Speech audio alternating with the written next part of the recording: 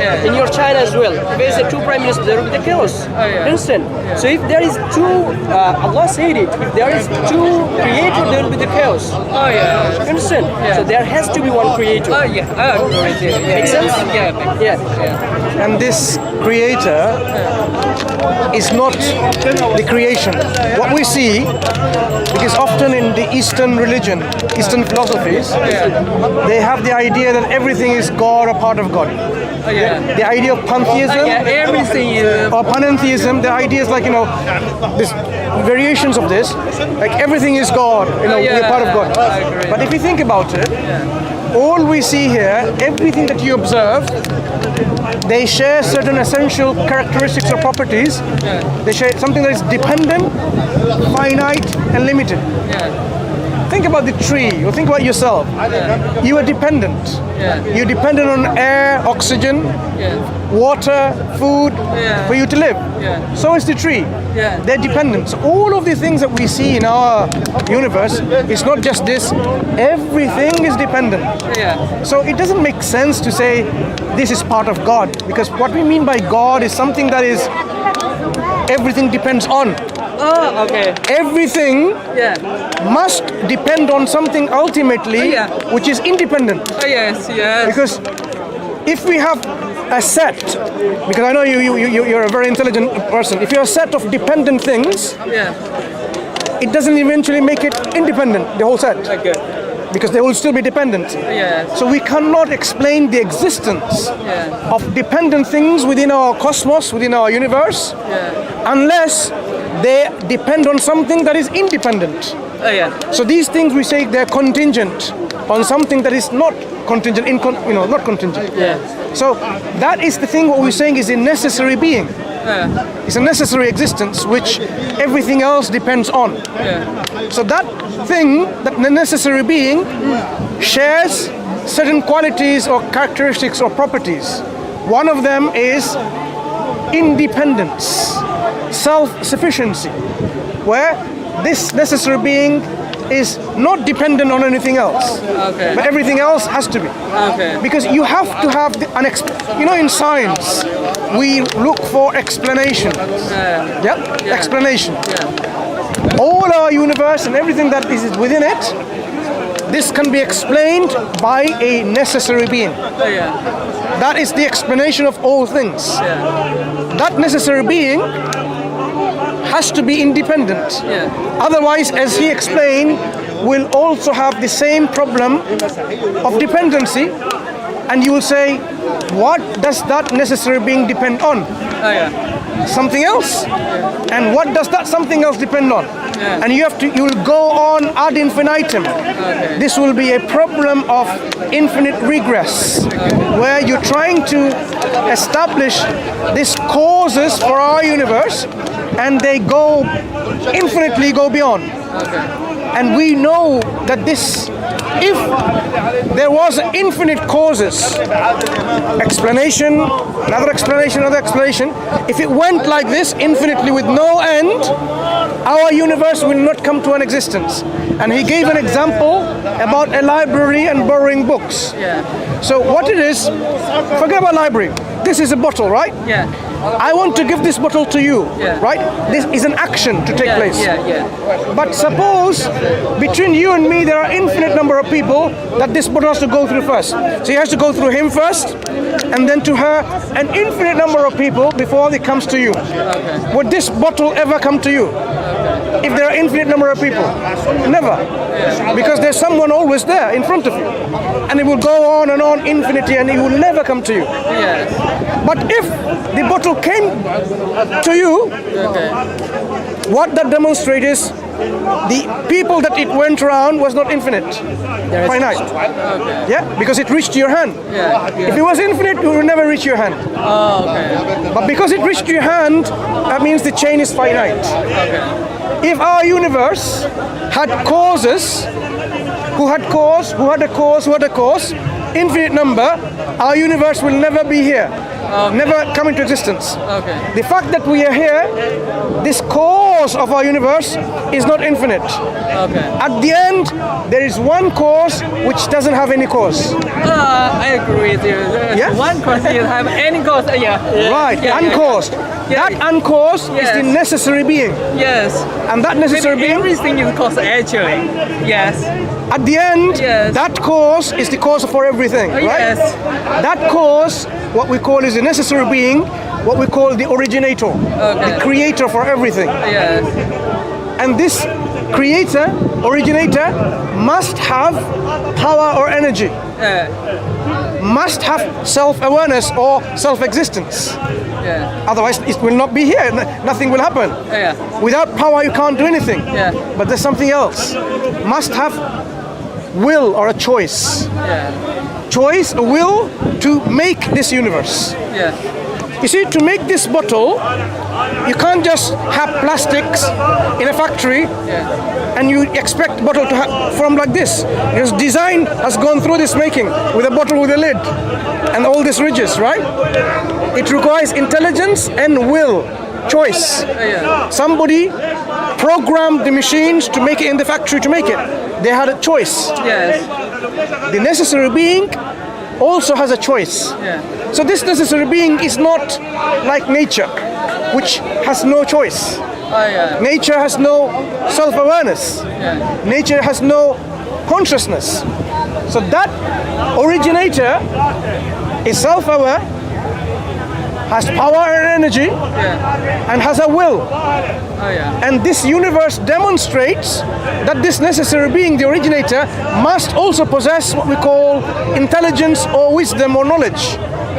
Because to make this world with all this precision, with all this complex harmony, this assembly that we see, the laws of gravity, the constants that we see, physical constants in our universe, must come from someone who has knowledge. So even if we were to reason like this, then you know there is a creator, has to be one. This uncaused cause has to be one, only one, and has to be perfect in the attributes, not deficient.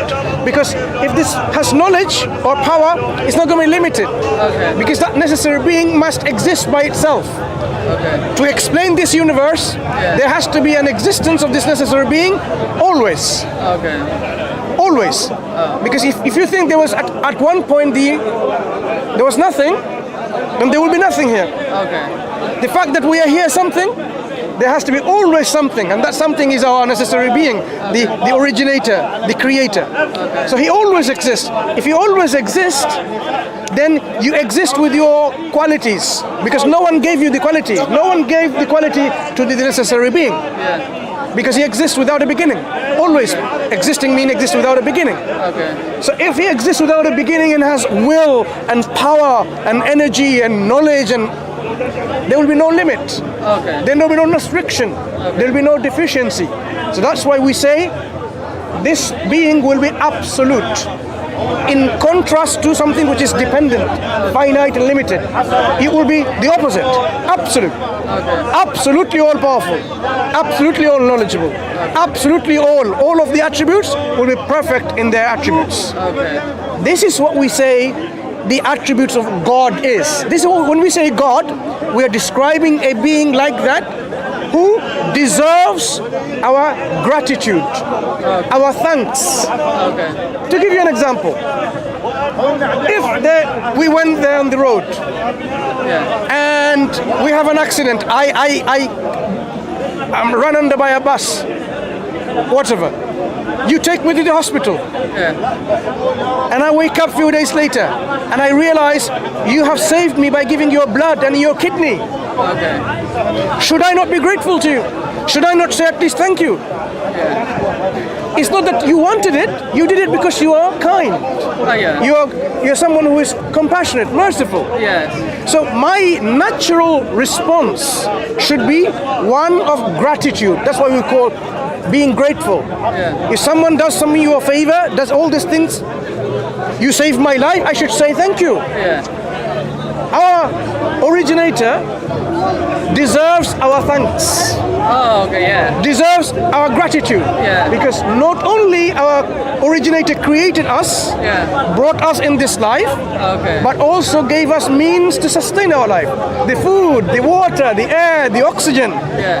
God gave us all of that. Okay. That's why we say He is called God, meaning one who deserves our worship.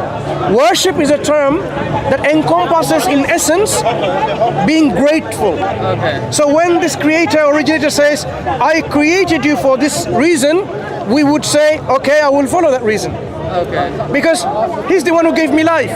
He's the one who brought me into this existence. So why should I not follow Him and be obedient to Him?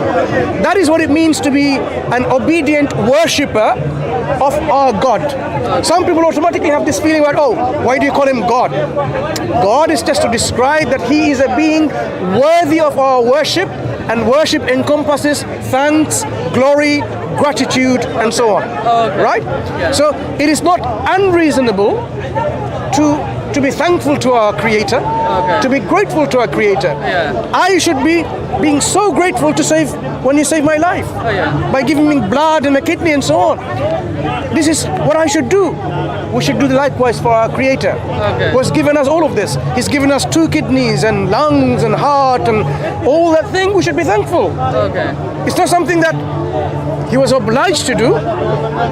He gave all of that because He's merciful, Oh, yeah. because He's kind. Yeah. So that's why we should be grateful and show our gratitude.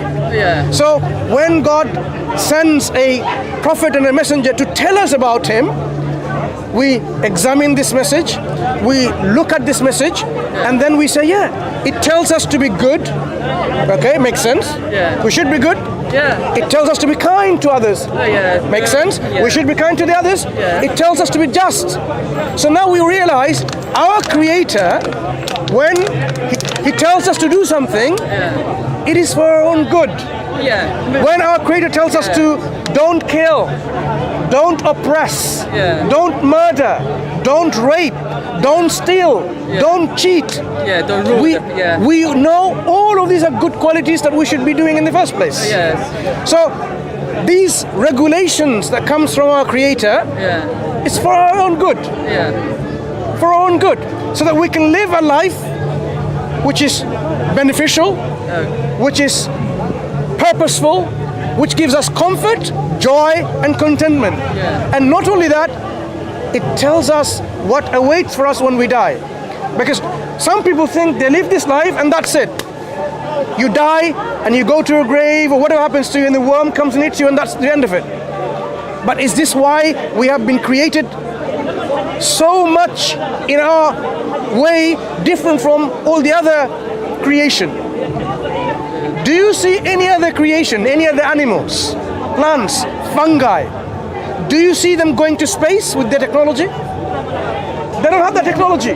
We seem to be the one who are mastering technology where we're even trying to go and land on the planet Mars, for example. So human beings have this extra quality of where not only we have the will and the capacity to understand and differentiate between things, good and bad, right and wrong, but we can also understand our purpose in life. When we realize we are created in such a way, then this is not going to be something like you might say, oh, we are created with no purpose. Look, your whole body, think about this, your whole body, starting from your hands. The hands are designed in such a way for a purpose, so you can grab things, yeah? Yeah. It has a purpose. Yes. Your eyes have And been purpose, to see. Yeah, to see your nose. Nose, every single part of your body has a specific purpose. Yes. Put yourself together. Yeah. What is your purpose? Ask an atheist. They haven't got a clue. Yeah. But you should understand and you should accept that it's reasonable to say, if every single part of my body has a purpose and a function, and not decided by me. Did I decide my eyes to see? Did you decide your eyes is only to see? Did you decide it? No. No. It was decided already in your genetic code by the one who has created you and assembled you all this information. So you did not choose the purpose and the function of your eyes or your ears or your heart or your lungs. You didn't do that. I didn't do that. So that means if I put myself together, my purpose together as a whole body is not something that I can decide what my function is. It has to be the one who created me and put me together, the one who gave me all of that. And that's why we say it's the necessary being, the originator, the creator, God that we're talking about. He has the right to tell us what our purpose is. In fact, he's in a better position, the best position to tell us what our purpose is, and not any other human being. Yeah? So that's why we're saying the purpose of our creation, our creator told us, is to worship him. Yeah? Maybe the purpose to surrounding everything is creator. Yes. To listen to him, to follow our creator. That's what it means to worship our creator, to acknowledge him, and to be subservient to his laws and regulations. Because whatever God gives us is for our own benefit. The examples I've given you, when God says be just, it doesn't in any way make him a bigger God or a greater God just because he says be just. It is for our own good, so that we can live in harmony in the societies. We can live in peace. We can live in tolerance. So when God says, don't be greedy, he says don't gamble. Do you know why? Do you know why God says don't gamble? Because what does gambling do? It makes you lazy. It wants you to be waiting there. Sometime money will come you by chance. Sorry. I want to ask why is gamble in the world? Why is gamble prohibited or not allowed in the legislations of God? Is this gambling is an actions where you are taking like as a chance to earn a lot of money at one go without doing any work. So it will make you lazy. In fact, you will be miserable at one point because you don't have any guarantee that you can win in gambling every single time. In fact, you might lose all your money and you'll be on the streets. And that's what we see people. And it becomes so addictive that you can't do anything like that. That's why look at the people who gamble. So gambling is not something that a decent, responsible human being should do. Why? Because it doesn't make them a responsible human being. So when I go and work, I know I'm working hard, and at the end of the day, I know that I'm going to get some wages or salaries. Gambling is not like that. It's like easy money, easy come, and easy go. One day you have all this money, and one day you have nothing, and you might even commit suicide because of that, right? That's what people do. So when Islam says do not drink alcohol, stay away from it, there is a reason. Because we know, even though there might be some benefits of drinking alcohol, like social benefits, people gather together and they have some fun, but the harm outweighs the benefit. The people who end up in our accident and emergency department in the hospital, the majority of the cases are due to alcohol consumption. In UK, in London, maybe in the whole world. Maybe the whole world. We know because people are drunk, they go and start a fight at home and they beat their spouses. Domestic violence, one of the main cause is alcoholism, alcohol consumption and so on. So even though there might be some benefits and so on, because of the greater harm in society, God says stay away from it. But you can have any other fruit juices. You can have apple juice, orange juice, mandarin juice, whatever you like. Something that doesn't befog you. So what alcohol, the reason why it's prohibited, alcohol is a substance which befogs your mind. It impairs your mental judgment, your decision making. That is why we are not allowed to drive while you're drunk. Do you know what happens when you drink and drive? Because your judgment, that the speed and the distance and the next car and so on will be impaired, and you might create accidents, killing yourself and killing others. That's what alcohol does to the brain. That is why God tells us not to drink or eat certain food or substances like that for our own benefit. So now you realize when we have a guidance from God, this guidance is for our own benefit. That is why we should look for that guidance, verify it, and follow it. It's best for us. When the earlier Muslims, we're talking about 1,400 years ago, when they read the Quran, it revolutionized their life and their society. They became the pioneers of science, technology, and progress. If it wasn't for Islam and the Quran, Europe would still be in the dark ages. People in Europe will still be having a bath maybe once a month. In fact, when the Queen of England had a bath once a month, we had underground sewage system in Islamic Spain, in Cordoba, and so on and so forth. Because Islam was implemented and they had science developed, technology developed. It didn't stop people from just being, oh, you believe in God and that's it. No. They had overground lighting system. If you think about England at that time, people were wearing clothes like and sewages. The Lord of Bath sent his son to go to the Islamic civilized lands to learn about it. In fact, you know Charles Darwin, the one came up with the idea of evolution? He had to study Arabic language under his teacher, Samuel Lee. Because science and technology and knowledge all was that in the Islamic civilization. But now what's happened is Muslims are becoming so lazy, and that's why people don't see the power, the spirit, the contribution that Muslims have done to the society, to the world.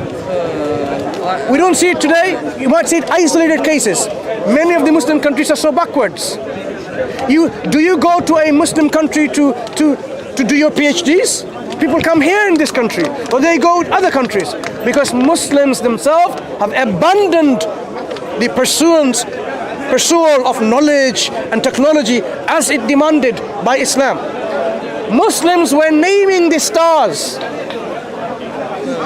I'm not familiar with others.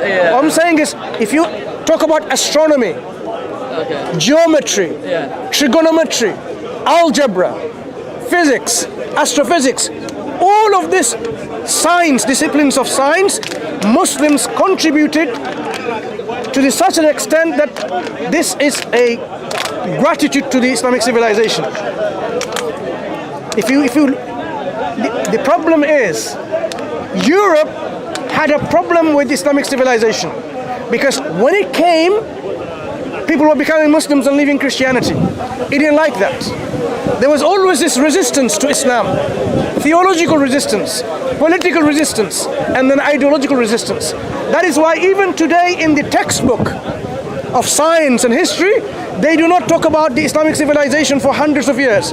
In fact, if I were to tell you a medical textbook to be a doctor and a surgeon, Al-Qanun fi al-Tib, the canon of medicine by Ibn Sina, known as Avicenna, or Ibn Sina, went through 700 years as a medical textbook in Europe.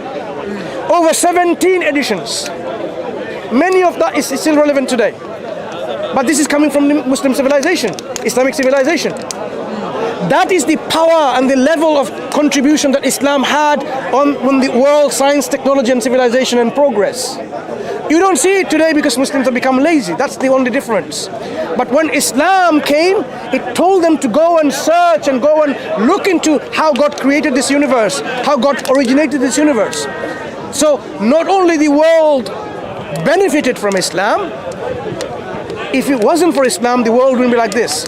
So the Renaissance that you heard about, the scientific revolution, it only happened because of the exchange of Islamic civilization. People don't acknowledge that yet with this resistance, but the more and more people read about it, the more and more realize that it was the case. Many books on algebra or trigonometry were found.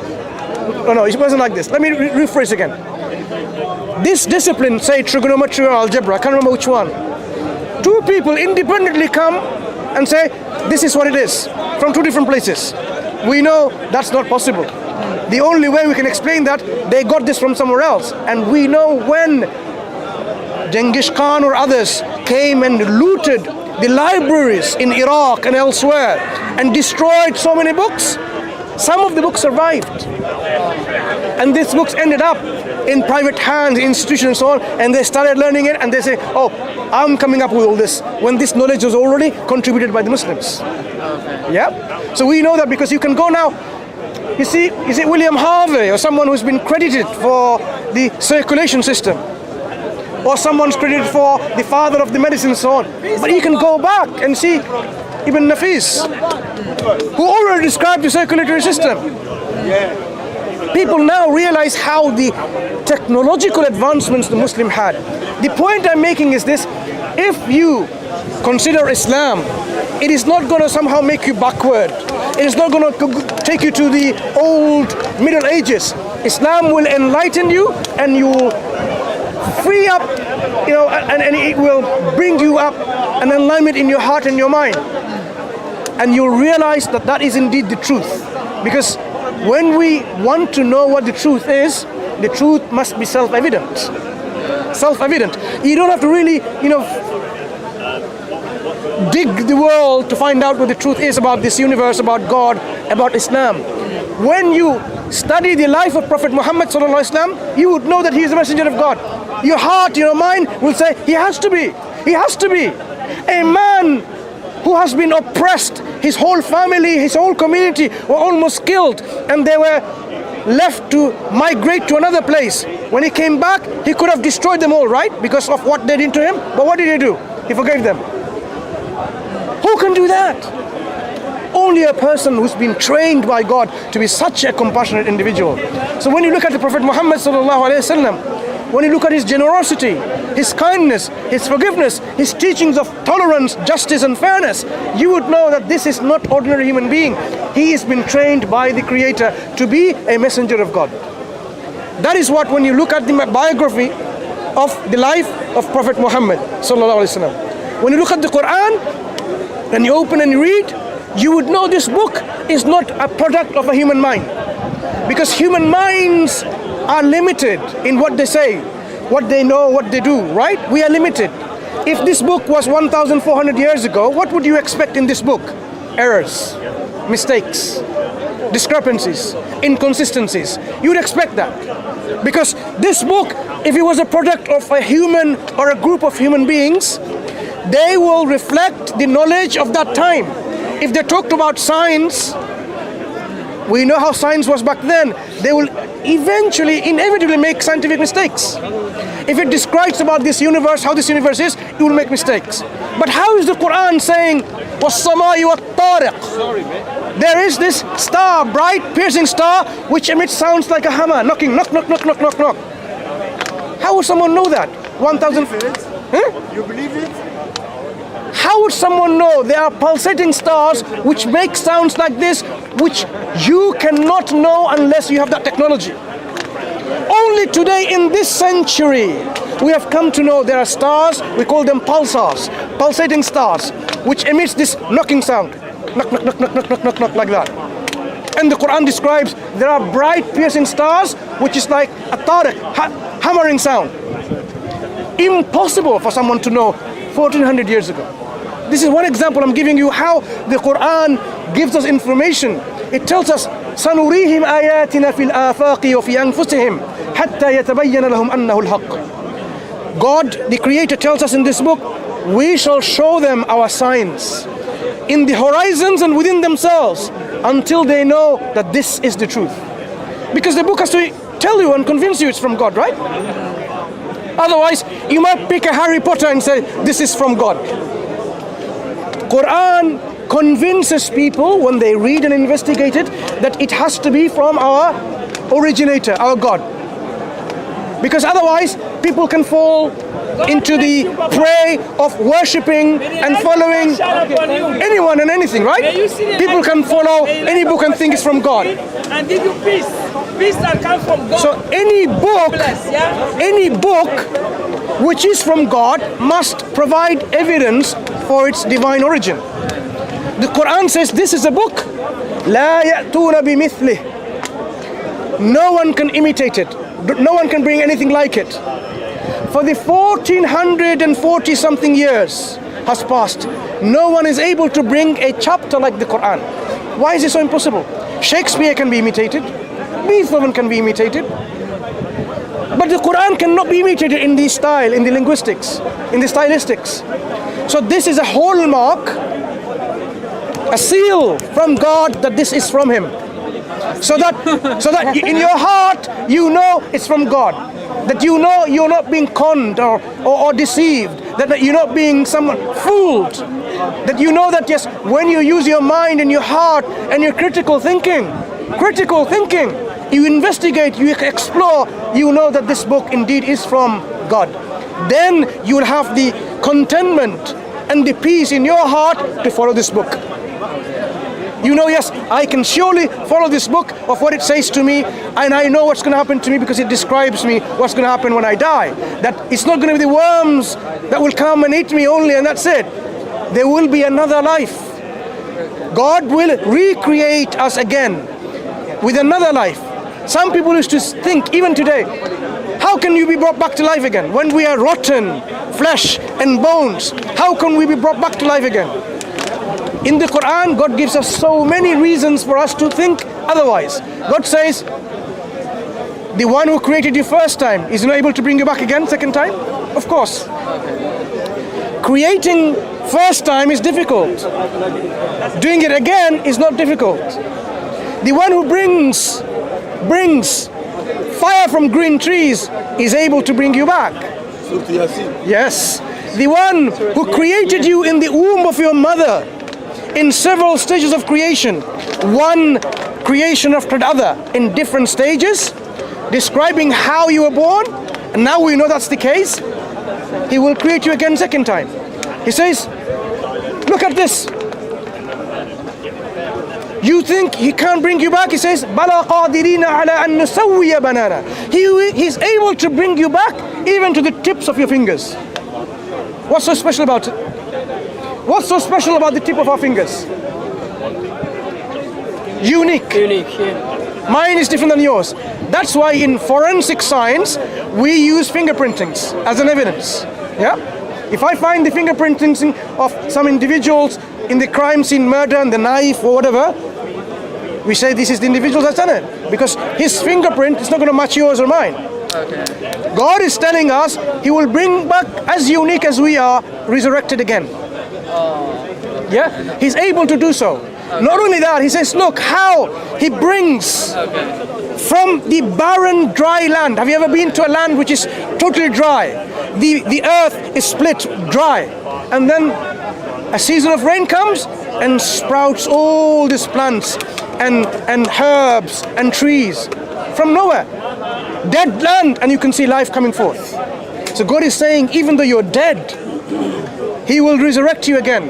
Not only that, it's not impossible, it's easy for Him. Okay. And not only it's easy, this is demanded by justice. Okay. Aren't there people who live this life and they kill people, they murder people, they commit genocide, ethnic cleansing, horrible things, and they live like a king and they die like a king? Where is justice? They get away with it. They die and they get away with it. Where was justice done? Justice is not done. So justice itself demands that there must be a day of judgment in which all of us are recreated, and we will then account and be responsible for all our actions and all our belief. We stand in front of God, and God will judge us fairly and justly. So anyone who's done something wrong, the Quran says, فَمَنْ يَعْمَلْ مثقال ذرة خيرا يرى ومن يعمل مثقال ذرة شرا يرى. Whoever has done an atom weight of good, a weight of mustard seed, a good, you will see it. If you have done something bad, even to the weight of a mustard seed or an atom, you will see it. Meaning, He will take account of every action you do. If you found a money bag, purse, with a lot of money, and then you took it and used yourself, you will have to account for it. It wasn't yours to begin with. Did you wait and find out, and did you ask, oh, has anyone lost this money, this book? Or did you just founders keepers, like they say? You will be accountable for every single penny. So Islam is such a system of justice and fairness that you realize that even if I were to pick a thorn, an obstacle from the road so that people don't get hurt, that is a good action and God will reward us. Even if I were to smile at my brother, how are you? That becomes part of worship. Because my brother may be suffering for something, whatever, and by me smiling at him, it has given him comfort. So all of these actions, this is a good actions, and we are going to be rewarded. Anything that we do, good or bad, we will see it. So Islam considers this life in which we live our life as a test. That is the distinction between every other people. They think you just live your life and that you die, that's it. No, we live our life as a test and we will be judged for everything that we do. And if we are successful in following God in the best of our capacity, believing in Him and doing God's works, like as I said, be nice, be kind, be just, and so on. Should be right? love, yeah. Then the reward is there in the Day of Judgment. We will be in a place of eternal happiness, joy, bliss, tranquility, comfort, contentment. You know, sometimes you feel so much comfort and contentment. This place is the eternal bliss. But those who become arrogant, those who are stubborn, knowing the truth and they don't want to follow God and to thank and be grateful to God, and they become a rebel against God and they don't acknowledge Him and associate partners with God, they will be in a place of torment, punishment, suffering. And I'm telling you, it is such a suffering that even you would not even your enemy to go there. Such an evil torment and suffering. Quran says, in fact, when the people are thrown into the hellfire because of their arrogant disbelief, and as soon as often as a skin is roasted and burnt, do you know what happens? God gives them fresh skin so that they can feel the chastisement, the punishment, the pain. God is giving a threat about an impending punishment for people not to go to hellfire, but He's also already establishing proof for His threat. Do you know how He does that? What happens when we burn? You have several degree burns. First degree burn, second degree burn, third degree burn. You know about that. When we burn, you can have a little bit of burn and you still feel so much pain, right? If you burn with so much heat, you can put a needle through and you won't feel any pain. Do you know why? Does anyone know why? Nerves on the skin. Because the pain receptor, the nerves, they're all destroyed. They're underneath the skin. Okay. The receptors for pain, pressure, touch, they're underneath your skin. Pain receptors underneath your skin. When you burn the skin in totality, there is no pain receptor. So even if you were to cut your hands, you won't feel any pain. Look what God says. As often as the skin is burned, He puts them on fresh skin. Why? Fresh pain receptors. Fresh nerves, so that they can feel the pain.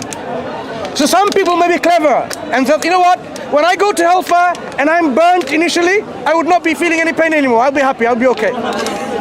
No, God doesn't give them the chance.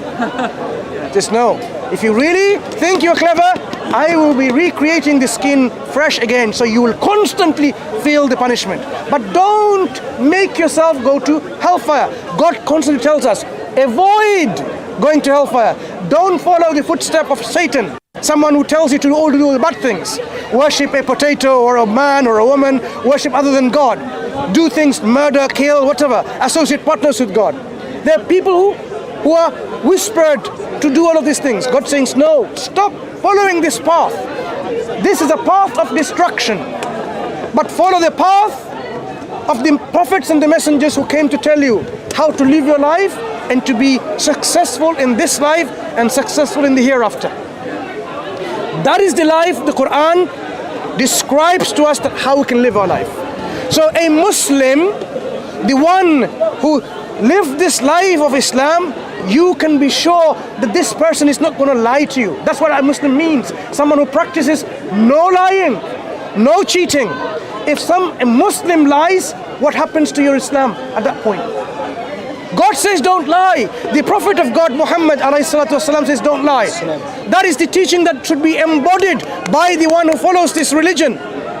So if a practitioner of Islam, you would know that this person is not going to oppress me, is not going to cheat me, is not going to commit any injustice to me, is going to be sincere, is going to be kind, grateful, is going to be pleasant to work with, is going to be someone who's going to be always fair and always just, someone who's not going to, with his greed, loot my wealth. He's not going to do that. Instead, he's the one who's going to offer me the support and the help that I need. We are required by God's divine law, if we have a certain amount of wealth, 2.5% of our surplus wealth, we are obliged, mandatory on us, to give it to the poor. It's their right. We can't look down on the poor. They have a right on our wealth. Imagine that. The poor people have a right on our wealth. It's like their money. If I have enough money, they have a right. We have to give it to them. When Islam was implemented, during the 5th Caliph, Abdul Aziz, he was trying to find people to give this charity to. He couldn't find people. That's how it is. He cannot find people to give this zakat charity to. Why? Because everyone was well off. Because of the Islamic economic system, in which we don't just hoard wealth, we distribute. We don't just do gamble, and we don't do interest and usury, where we totally enslave not individual communities but whole nation. Look how many nations are enslaved by this usury and interest system. The banks, they give you loan, give you £1,000 or £50,000, and how much do you have to give in return? 15.9%. So much more. Just think about it. If I'm in need, say something happened to the roof of my house, I need to rebuild it. I need money, but I don't have it. I go to you, my friend. I need some money. Either you give it to me, or can you lend me some money? If you are a kind person, you would say, no, okay, there is this money that we need. Give me the money back again after a certain time, once a time. You would not say, okay, here is £10,000, but give me £20,000. What would that say? You are greedy. You are not only greedy, you are an opportunist. Not only you're an opportunist, you are victimizing a vulnerable individual who is in need. You have been doing what we call exploitation of my need. You're exploiting my vulnerability, and you're making money and profit. When your kindness and generosity should be that you say, you know what, £10,000, give me £10,000, 2 months, 3 months back later. I don't have that need for this money now. I have enough money. That's the kindness and generosity it should be. But look at the banking systems. They're all like that. So Islam says God and His Messenger has declared war, battle against usury and interest, because it dehumanizes people. People is dehumanized. They are such that they become so greedy and exploit. They become greedy and so, exploiting in their nature that it's not that they're not even decent human beings anymore, right? So Islam brings about a system in which people can still be human beings with empathy and sympathy, kindness and generosity. Yeah, that is the teaching. That is the teaching of Islam, where your heart and your mind would say, that makes sense. That is something that I would like to follow, because that is the most ideal way of following our life, living our life. That is the standard that we should uphold. The standard of living should be a standard in which you don't look down upon people or a community. Do you know what the Quran says about race, ethnicity? The Quran says, God created human beings in different languages and colors, in communities, so that we can recognize each other. Not that we despise of each other, so that we can lita'arafu, so that we can recognize each other. And I will explain what this means in a second. And the most honorable, inna akramakum indallahi atqakum, the most honorable, most best person among you is not the one who is most wealthiest, is not the one who is white or black or Chinese or Pakistani or Indonesians, whatever. It's not the one who is beautiful. Or the most honorable individual in the sight of God is the one who is pious, God conscious, the one who is righteous. So the distinction between our races, because you know what, I am from a higher race called the Aryans. No such thing in Islam. No such thing as a superior race called the Arabs and the non-Arabs. Prophet Muhammad sallallahu alaihi wasallam, do you know what he said in the last sermon? He says, hear this clearly.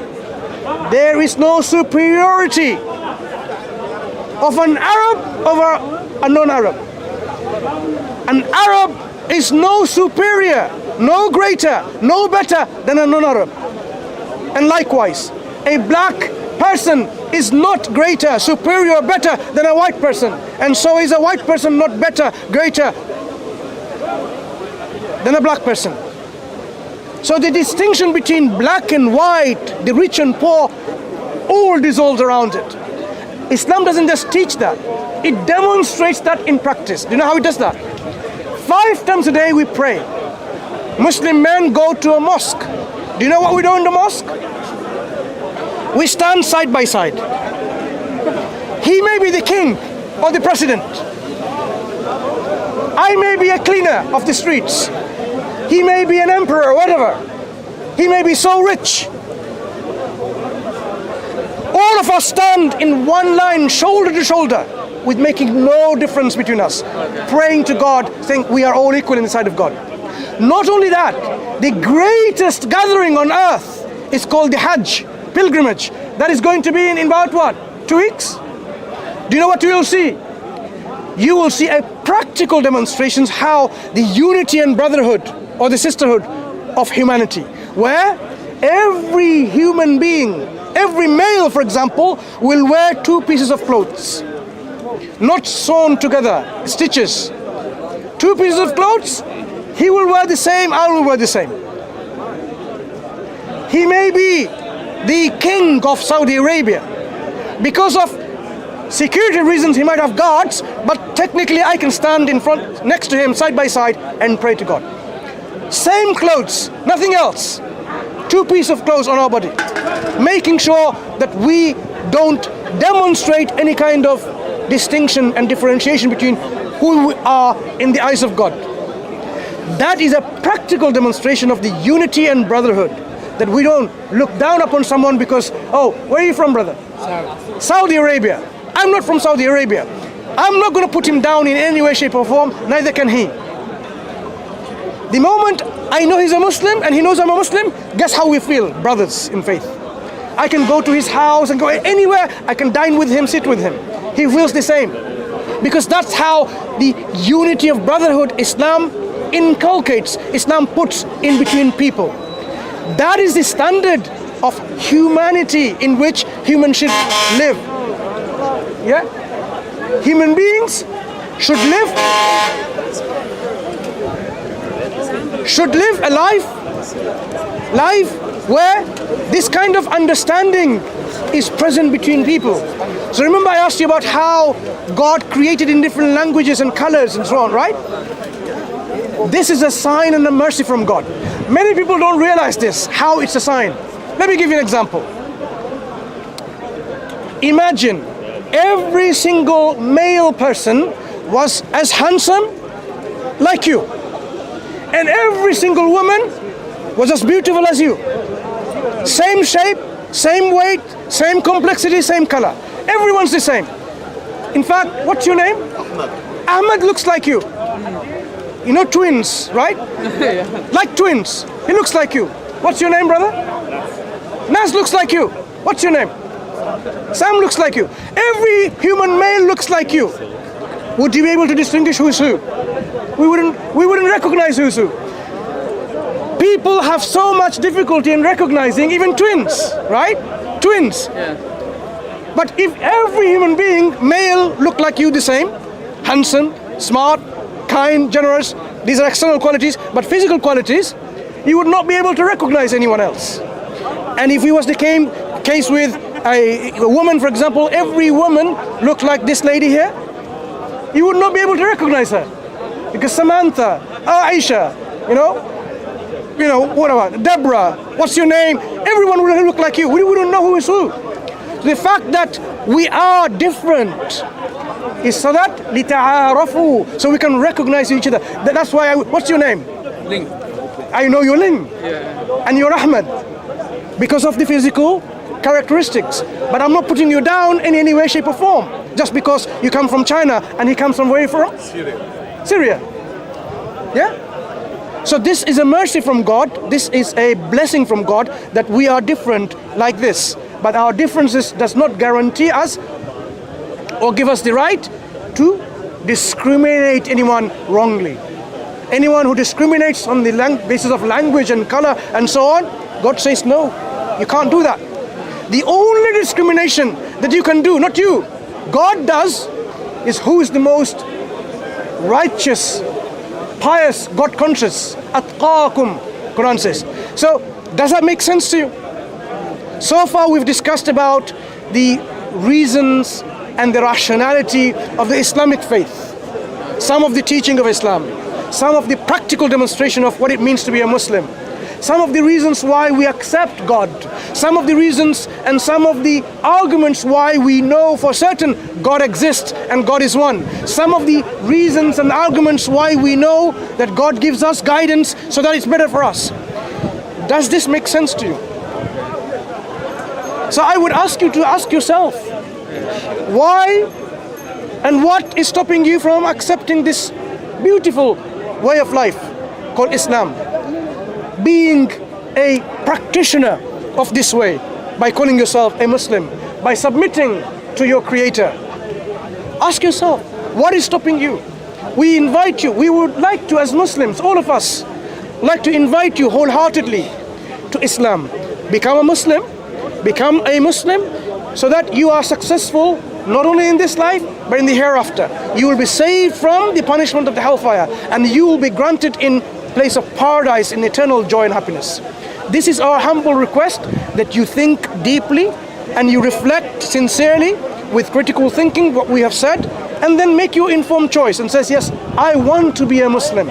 This is a choice that's between you and your Creator you have to make.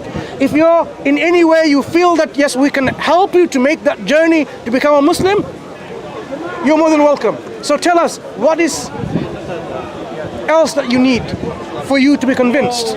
What else do you need to have that security, contentment, and that what we call conviction in your heart that Islam is true? We will try all our best to convey this message to you as best as we can.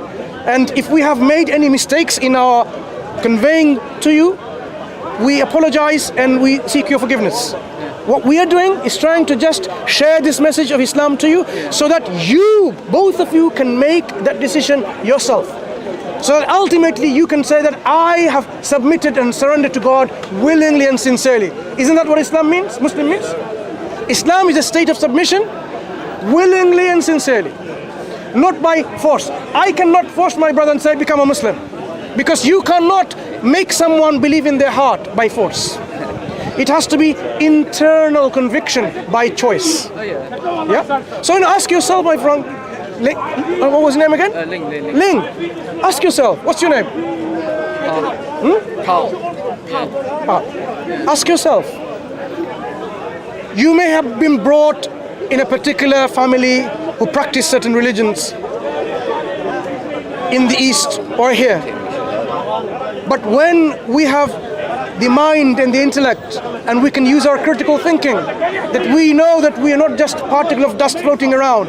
We know that there is a Creator, and we know that our Creator deserves our worship. And we know, as we have described, the Quran demonstrates it is from our Creator. Ask yourself, what is stopping you from becoming a Muslim? Or how can we help you to become a Muslim? Do you have questions? Because we may be born in a family which becomes an obstacle.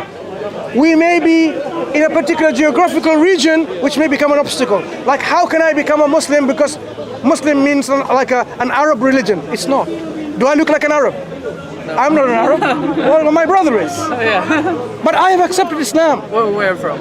I'm from Bangladesh. Okay. But I have accepted Islam. Even though I was born in a Muslim family, now I would want to accept Islam by willing choice. And that's what we do. We constantly renew our faith every day by submitting and surrendering to Allah, by making that sincere, informed declaration, La ilaha illallah, Muhammadur Rasulullah. There is no God worthy of worship except Allah, and Muhammad is the messenger of Allah. We make that declaration every day. How many times a day? Many times a day. We mean it because we understand it. We are convinced of it. So this is what you have to take that journey yourself. That journey you can only take yourself. If in any way we can help you with that journey, we're more than willing to help you. So I don't want to put you on the spot like I'm not someone who will ask you, become a Muslim now, but I'm going to ask you this. If it all makes sense, ask yourself, why would you not accept Islam to be your way of life, to be the one who will worship God, to be successful in the hereafter, to save yourself from the hellfire? Our parents are not going to help us in the hereafter. Because if our parents worship other than God, they themselves are in need of help. If our parents did not worship God and follow His commands and avoided His prohibitions, if our society, if our community didn't do that, they are in need of help. So don't rely on like our parents, our forefathers, our communities, our friends. They can help you. They need help themselves. We have to help ourselves to safeguard and to have that security to be safe from hellfire ourselves. Our own self. We have to make that choice. We have to make that. And don't delay it. Because do you know when we're going to die? Does anyone know for sure when you're going to die? You don't. We can die the next minute. I can fall dead the next minute. No guarantee. People die when they're young, when they're babies. We have no guarantee. In Islam, we believe life and death is fixed. We have to fulfill our purpose of life within this time frame. If we delay it too longer to the point where death is approaching us, and then we say, now we believe, it will be not accepted. Because when someone is coerced, because you know now the truth, because the angel of death is coming to take your soul away, that is not going to be acceptable. You failed your purpose. You failed your test. So we have to submit ourselves to God before death comes to us. And death can come to us anytime. So do reflect on what we say, what we have said so far. And Ling and Pal or Pat, Pal, ask this question to yourself. Ask yourself, what is stopping me from becoming a Muslim? What am I losing? Friends? Family? Job?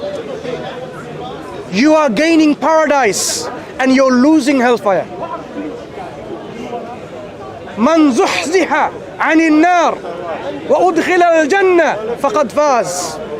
Whosoever has saved themselves from the hellfire and entered paradise, they have attained success. That's the Quranic message. So, what we are afraid of, you afraid of losing your family and friends and so on and so forth, you are gaining paradise and saving yourself from hellfire. That is the ultimate success. The ultimate success is not getting your PhD. The ultimate success is to be saved from the hellfire. And hellfire is no joke. The fire that burns, the fuel or fuel? I can't pronounce it properly. The fuel, right? The fuel is man and stones. Back in the early days, people may have not appreciated how can stones be a fuel for fire. Now we know even certain stones, they can produce so much heat Don't people cook with stones? Now they do. When they go in camping now, you can heat up the stones and they can cook over it because the fire stays longer and stronger. So the hellfire, the fuel of the hellfire is human beings and stones. Can you imagine that? Human beings will provide the fuel for hellfire. May God save us. May God save those people from this hellfire, every one of us. But if people are arrogant and stubborn, they make their own destiny. They make their own destiny. They make their own consequence. We can only say, don't do that. Because that destiny is such a destiny which is, you do not want even your enemies to go there. Have you ever burnt accidentally? Touching the fire and you did that. It was so painful. Hellfire is much hotter and stronger than this. We don't want to be. When the drinks hot boiling water and pus is given when they're thirsty, that's the drink will be given and it will burn their throats. No recourse, no comfort in hellfire. It's not what some people think, you know what? All the celebrities, all the wealthiest and the richest, the wicked people are going to hellfire, I'll be with them, we'll be happy. No, there is no happiness in hellfire. There is no joy in hellfire. There's constant suffering. There is something called the tree of Zaqqum. It's so bitter that when you eat of it, your stomach will burst. We don't want to have this kind of food or the drinks in hellfire. We don't want to be in a place which is constant fire burning us. Paradise, on the other hand, you will be reclining on couches. There will be rivers underneath the gardens that you'll have. Whatever you wish, it will come to you. You want some food, comes to you. Just like that. You eat, you don't feel any constipation, or you don't feel there's any diarrhea. You will not feel any hunger, because you're eating only for joy and pleasure. When you want to drink, you drink, and you don't need to even go to the toilets to urinate. There will be no defecation and urination. When you drink, drinks, God describes in the Quran like wine, but that wine is not going to befog your mind. It is a purified wine that will be pleasant to drink, but it will not befog your mind. So all that is there in paradise, in heaven, is joy, is pleasure. You'll have pleasure, company of your spouse, company of your friends, and not only this, the most utmost pleasure that you can have is seeing your God who created you. The people in hellfire would not have the vision of God, of the Creator. Do we not want to know who this God is, who is always in existence, who is always there with all this power and might and knowledge? I want to know this God. You will see and have, on that day, you will see this God. إِلَى رَبِّهَا نَاظِرَةٌ. The faces will be bright on that day. How does the ayah go? Yeah. On that day the faces will be bright by looking at their Lord. So we will have this countenance of God in paradise. That is the ultimate reward that you can have. Ultimate reward. Just imagine, whatever you want is there in paradise. So this paradise, to go there, there's only one thing we have to do. In this life, fulfill our purpose that we're created for. There are people who have been told this and they will still disobey God. And they will be so arrogant and they reject God and not fulfill that. Who is to blame? God, who constantly reminds them, don't do that, but be good, follow the commands, avoid the prohibitions, and still they do that. That stubbornness and arrogance is the one that they will then say, this is our making. We don't want anyone to be there. We want to save ourselves from the hellfire. So this is a copy of the Quran in English language, a gift from us. Okay, thank you. Thank you. Read. And a brief guide to Islam and a concept of God is to Islam. What we said, do reflect. And if you are willing to accept Islam and say, now I want to become a Muslim, go ahead. If you want to take some time, also fine. Okay, so thank you for your information today. Yeah. Thank you. Okay. Okay? So it's a speaking to you both. Thank you. Thank you. We just hope that you continue your journey of discovery of Islam, the truth of Islam, and when you find it, take it, accept it.